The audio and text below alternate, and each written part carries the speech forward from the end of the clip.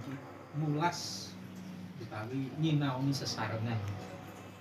Terus ayatan menika nggih boten sanes kagem papan wilawentah sesarengan lare-lare ing mriki boten ateges keminter nggih kasunyatan pun dereng sami pinter ngoten nggih. Namung sesarengan menika sinau kanthi asah asih lan asuh. Terus sedaya teng mriki adik-adik utawi berdoa menika ngadai beban tanggung jawab ingkang sami nggih menika. Makanya ada cangkrik itu ya gantinya suster mungkin gitu ya, seperti Mas Joko tadi. Pelayan ya. Nah, terus kesini dukun itu jadi berkonotasi negatif. Apalagi di TV. Di TV itu kalau yang pakai seragam Jawa gini udah ilmu hitam. Udah ilmu hitam. Jadi di TV itu udah nyerangnya juga seperti itu. Jadi dukun itu dari dulu yang orang itu punya pengetahuan luwih bisa mengobati atau tertentu bisa ngurus bayi, bergeser sekarang karena dokter masuk, terus keyakinan lain masuk, dukun itu jadi negatif. Dukun itu jadi negatif. Padahal enggak, karena praktek negatif itu bisa di mana aja, bisa di dukun, bisa di dokter, bisa di apa aja. Dan dukun itu diidentikan dengan pakaian Jawa sekarang itu, seperti itu. Jadi ya itu memprihatinkan. Ini pandangan umum loh Mas Joko. Jadi pandangan umum seperti itu. Nah, gitu. Yang sudah kita terima realita di masyarakatan saat ini seperti itu. Nah, ini tadi saya juga mau matur nyambung. Saya sendiri punya satu keimanan, yaitu belajar di Jawa Dipa. Jawa yang justru masih melegeno, Jawa yang mempunyai tata laku adat istiadat sendiri jauh sebelum hadirnya ageman atau agama, baik itu mungkin Nyun Sewu ya koh seperti Hindu, Buddha, ya, Nasrani, dan sampai dengan Islam.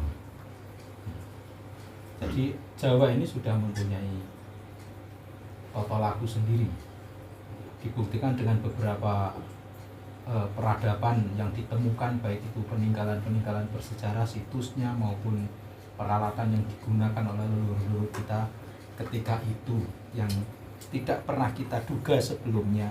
Ternyata leluhur kita juga sudah mempunyai satu peradaban teknologi yang maju, seperti yang sekarang di depan saya dan teman-teman yang lain seperti keris atau mungkin penemuan situs-situs. Ini bukanlah hasil karya orang-orang di zaman saat ini, tapi adalah hasil karya leluhur dulu. Itu menunjukkan satu bukti bahwasanya leluhur kita, baik dari era Jawa Dipa sampai dengan Kejawen,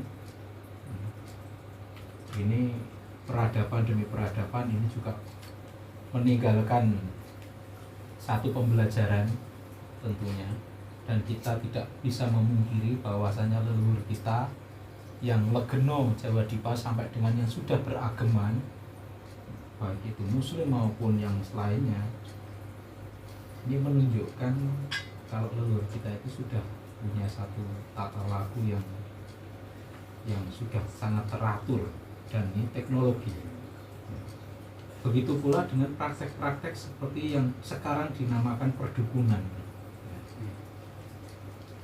Satu hal, dukun itu tetap dipandang sebagai sisi positif ketika itu.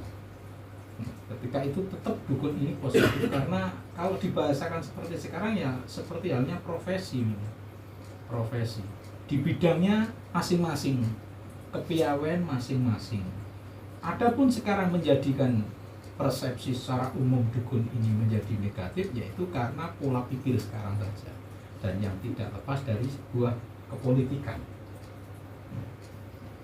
Jadi kalau sekarang sudah digambarkan, dan ini betul-betul saya kira Ki Sukmolomboro ini pasti perso bagaimana tayangan televisi, stasiun televisi ini adalah stasiun televisi yang sudah dibeli. yang sudah dibeli, bahkan konten-konten yang ada di televisi ini sudah disetting. Sudah disetting, ini pesanan. Ya. Jadi bagaimana menyebarkan virus-virus melalui media elektronik, yaitu audio video seperti televisi. Ini hal yang sangat mudah sekali. Bikinlah film, Greg. Bikinlah film yang dimana tujuannya untuk menghancurkan khasanah budaya leluhur Jawa. Bikin konteks.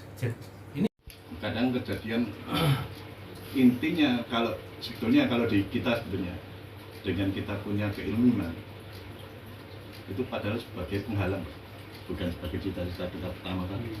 Kita cita-cita pertama kali kalau secara Jawa dibilang manunggaling Gusti.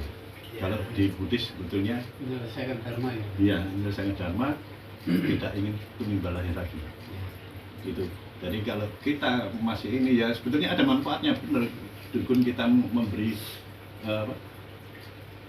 ya kalau dibilang kalau di kami sebetulnya bukan cobaan. Ujian di kami sebetulnya enggak ada. Semua itu gara-gara karma kita sendiri-sendiri. Kita yang lakoni, kita yang bayar utang lah itu. Tapi kan kadang persepsi karma itu kadang ini negatifnya aja. Kalau di Jawa titenono. Bukan karma titenono. Jadi kalau di persepsi agama Buddhis sendiri, karma itu sebetulnya ya perbuatan kita sendiri. Jadi kadang kenapa orang kadang bilang kacang orang ninggal aja itu hubungannya sama di Buddhis itu sudah karmanya. Kita lahir ke orang tua kita sendiri, itulah karma kita. Kita tidak mungkin lahir ke orang tua kita kalau kita nggak ada kecocokan karma.